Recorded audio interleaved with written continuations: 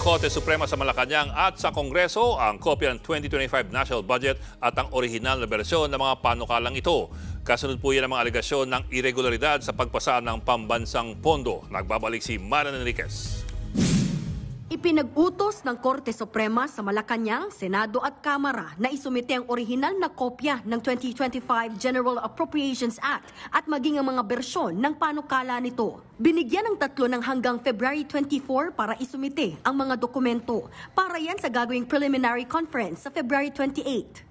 Inihain ng mga kaalyado ni dating Pangulong Rodrigo Duterte na sina dating Executive Secretary Vic Rodriguez at Davao City Representative Isidro Ungab ang petisyon sa SC. Paniwala nila may unconstitutional irregularities sa pagpapasa ng 2025 budget. Gaya ng pagbibigay ng zero subsidy sa PhilHealth, iligal na pagdadagdag ng pondo kahit walang rekomendasyon ng Pangulo at paglobo ng budget ng DPWH. Kinuwestiyon din sa korte ang umano'y mga blankong probisyon sa bicameral report ng budget. Pero nanindigan ang mga miyembro ng Bicameral Conference Committee na walang irregularidad sa budget. Isusumiti naman daw ng Kamara ang mga hinihinging kopya ng SC.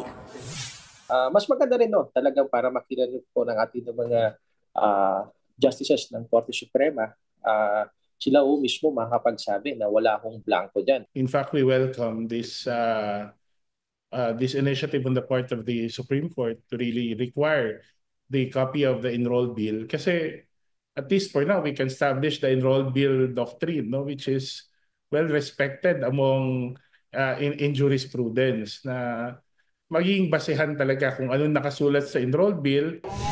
Halata naman daw nililihis lang ng reklamong ito ang issue para mapanagot si Vice President Sara Duterte na nahaharap sa impeachment.